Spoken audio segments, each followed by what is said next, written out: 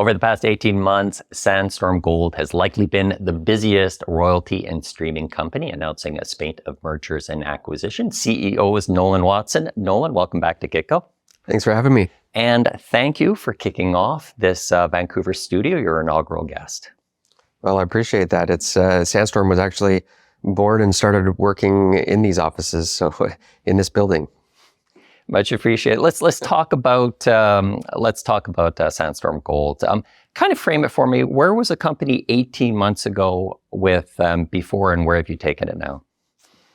Yeah, so we've been building Sandstorm for many years with a portfolio of diversified royalties and streams, but about 18 months ago was really a transformative point for us. We acquired over $1 billion worth of new streams and royalties. We acquired a portfolio from an entity called BaseCore, which is owned by Ontario Teachers Pension Plan and Glencore, and then we acquired a company called Nomad Royalties, and we've integrated all of that into Sandstorm now. So our portfolio is much bigger, it's much more diversified. Most of the things that we bought, or most of the value that we paid for, is very large, very low cost, very long life mines that are being built now. And so we're sort of in this awkward phase where we made all of these acquisitions. We're not getting the benefit from it yet, but the mines are being built. Greenstone's about to come online. Equinox is building that. That's one of the streams we acquired there. Ivanhoe's building Platte Reef. Barrick's building Robertson, and a few other things coming online. So Sandstorm, our production is going to increase by 50 to 60% over the next few years if all I do is nothing and sit on my hands and kind of hang out with you guys here. And yeah, it's a good place to be. The stock has been under pressure. Looking over the past 12 months, it's been down 8%. Why is the stock not performing in these gold prices? Yeah, I would say there's two reasons. One is specific to Sandstorm and one is industry specific. Mm-hmm. The part that's specific to Sandstorm is, so we made these acquisitions and we had to pay for them two ways. One is we took on some debt to pay the cash portion of the transaction, and then we had to issue some shares to pay the share portion of the transaction. And whenever you issue shares and you supply the market with shares, there's sort of supply and demand, puts a downward pressure. We've absorbed about $400 million worth of selling pressure over the last year and a half. That selling is done and it's abated and sort of, I believe, hit a bottom here. And we had at the peak about $630 million of debt and IOUs, because Nomad, for example, they had bought $150 million of the streams, but not yet paid for them. So when we acquired Nomad, we had to pay that $150 million, plus we had to take on the debt to do the transaction. And so we've taken that debt from $630 million down to, it's about $438 million as of today, and continuing to drop fast because our cash flow is so high. And so I think that we're now at a phase where our debt is reasonable and the selling has stopped. And so I think our share price is bottoming and will go up. But the other reason why I think generally the industry is not seeing a lot of increasing in the price of gold equities when the gold price is high is because the largest buyer of gold right now is central banks and governments around the world.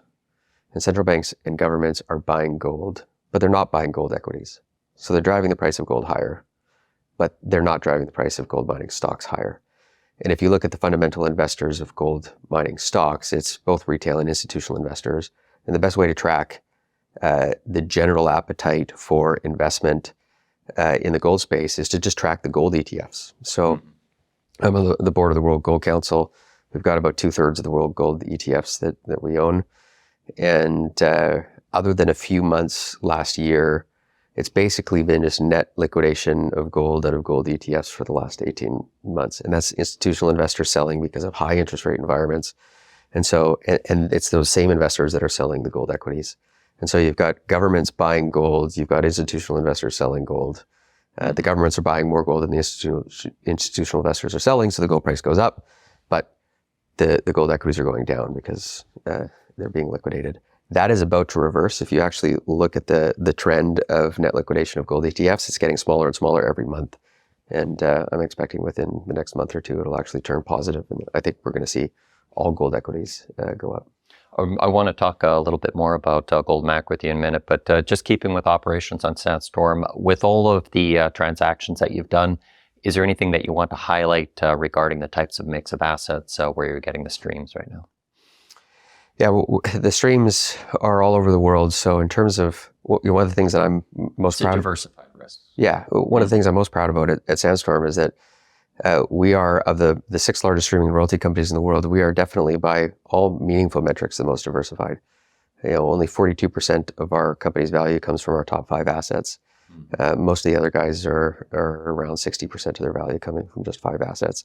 We've got 250 streams and royalties. They're in jurisdictions spread across the world. There's no one country that's more than 14% of our total value. So, crazy things can happen. Last week I was in Sierra Leone and there was an attempted coup there. Crazy things can happen in countries at any point in time. And so you never want too much of your NAV in any one particular country at any point in time. And we're just diversified all over the world. So it lets me sleep at night. You had a slide in your investor presentation, and then that was talking about exposure to gold and being levered to gold. We hit an all-time high on December 4th as well. What does that mean to a company like yourself? Like, how does it react, and how much more does that impact a company like yourself? Yeah, well, it's fantastic. Obviously, when gold prices go up, cash flow goes up. And, typically, gold prices have been going up, but there's been a lot of inflation. And if you're a mining company, your costs are going up at the moment too, right? Your power costs are going up, your labor costs are going up. At Sandstorm, our costs don't go up. In fact, our G&A is going down because we're putting lots of cost-cutting measures into place. And so our G&A is going down, the gold price is going up, and our cash flow is just increasing year over year. And over the next few years, our production is going to be increasing dramatically too. So we're going to have increasing production with increasing gold prices, decreasing interest rates. It's about to become a perfect storm, no pun intended, for Sandstorm. You mentioned that as well. What are the cost-cutting measures that you're putting in place for Sandstorm? Yeah, just all over the place. I think it's one of those situations where we're being very cost conscious on everything from legal bills to employee compensations going down for the company, and we're being cost conscious in virtually every metric that you can. So. You highlighted Platreef as being one of the assets. I was surprised. Can you tell us what is Platreef and why it's looking like it's going to be a star asset for Sandstorm? Yeah, Platreef is a massive multi-generational mine that's being built in South Africa by a company called Ivanhoe. And it's got multi-phases of development. What Sandstorm owns is a gold stream on Platreef. Wheaton Precious Metals recently bought a gold stream and a platinum stream on it, paid $500 million for the gold and platinum stream. I think the look-through value on that to Sandstorm would be about a $200 million value for the gold stream that Sandstorm has on it. It's a mine that is going to start producing next year. It's almost complete construction now. And in phase 1 of their development, and then there's a phase 2, a phase 3, potentially a phase 4, and our cash flow is just going to go up and up and up every year, somewhere between, we think we'll end up between $10 to $20 million a year of free cash flow on that stream.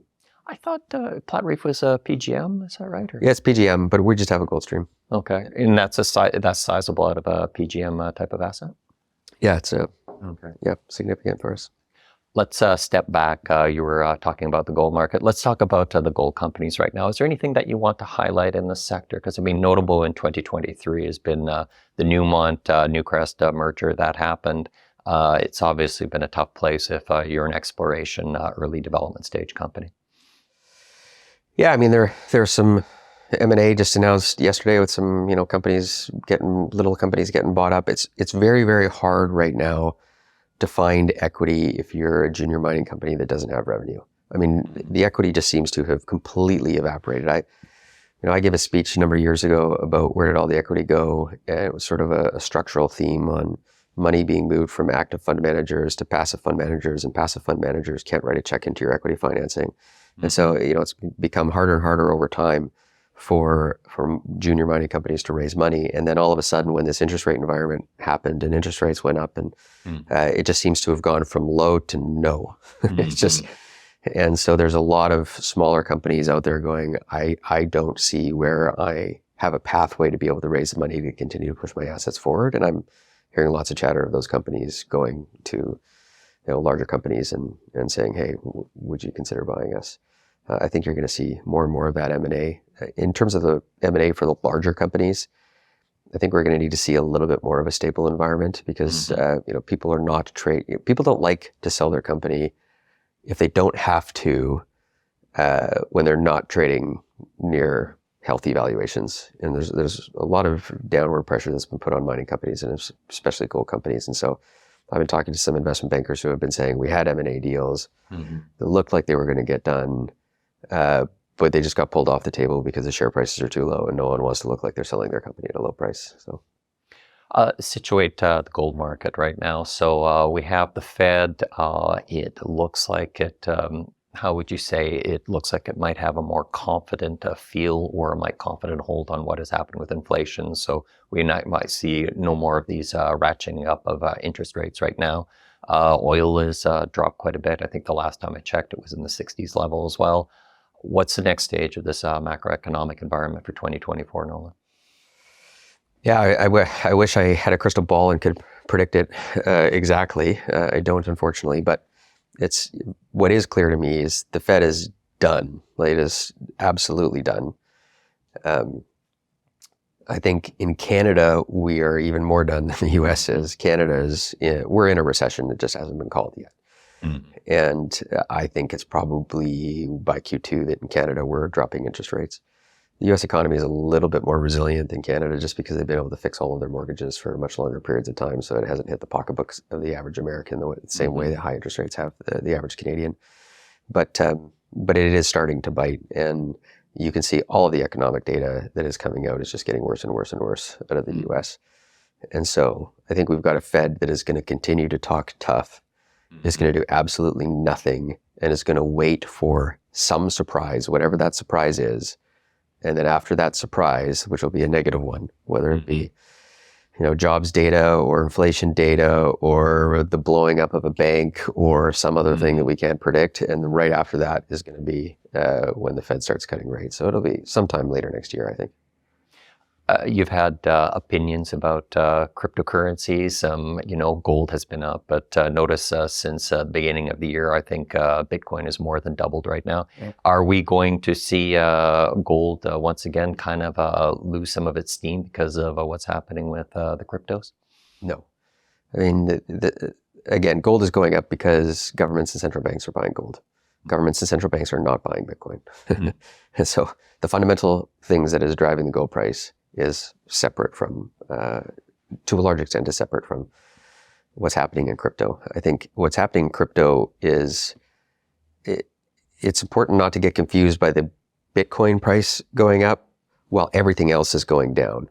So, there used to be thousands of crypto coins, and the total cumulative market cap, was getting close to $1 trillion in crypto. And that's all evaporated except for a few core things like Bitcoin and Ethereum and so on and so forth. So the collective value of crypto as a asset class is continuing to shrink and shrink and shrink. And the money is retreating into the core things like Bitcoin and Ethereum. So as an asset class, crypto has lost a huge amount of ground to gold, even though the Bitcoin prices come up. You've had lots of thoughts when I've talked to you in the past regarding the digitization of gold. Can you just step back, though, and then talk about what that means and what you could kind of see potentially developing in the space?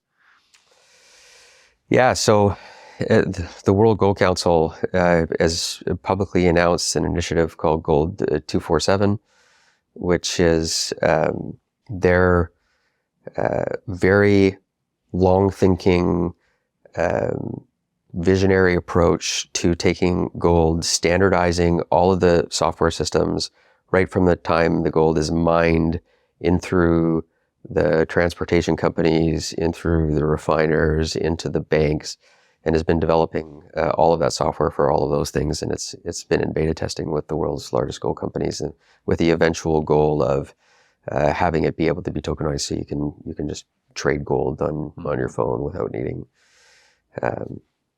today's current clunky methods of buying gold. And so that is in the process. There's significant amounts of money being spent on that initiative by the World Gold Council. And, I can't talk about all of the details since that's confidential, but it's very exciting. It's very visionary. To do it right is going to take a long time. So this isn't one of those things where it just gets launched, announced, and is up and trading next year. It's going to take years, but I'm very, very optimistic about the direction for where gold is headed as being able to be more transactable in the future than it is today. Lastly, Nolan, you in investor presentation that you have on your YouTube site, I enjoyed. That was, how would you say, you were answering questions that were submitted to you point blank. You said that Sandstorm is a growth company. Now, I think last I checked, you have nearly a valuation of about $2 billion. But what does it mean being a growth company? Yeah, well, the benefit for us is we have bought our growth. So I've been in the industry long enough that I see, a similar cycle play out over and over and over and over again, which is shareholders go, don't buy things, don't buy things, don't buy things, because they're in a bearish mood. So you don't buy things. And then the industry goes up and a bunch of money floods into gold equities and the share price is high, valuations are high, and they're going, you need growth to justify this valuation. And every time you sit down in front and you talk to an institutional investor, they go, where's your growth? Where's it coming from? How are you going to buy things? And they start putting all this pressure on CEOs to buy things at the top. And then the cycle turns down and then they get mad at the CEOs because they bought things at the top and overpaid. And so, we've bought things where we think that we're at good valuations, and now we've got to pay for it by paying down our debt. And so we have the growth, the mines are being built. We're about to launch sort of a new theme on our website and in our investor marketing materials, which is Sandstorm's future is already under construction. These mines are being built. Greenstone is being built. Platreef is being built. Barrick's going to be building Robertson. SSR is going to be building Hod Maden, and our production is just going to keep going up and up and up and up. And I don't have to go out and buy anything. I don't have to issue any shares. We just sit here, and unfortunately, it's going to be a bit boring for me, but sometimes boring is a good brand. Nolan, thanks for speaking with Kitco. Thank you. My name is Michael McRae here on Kitco Mining.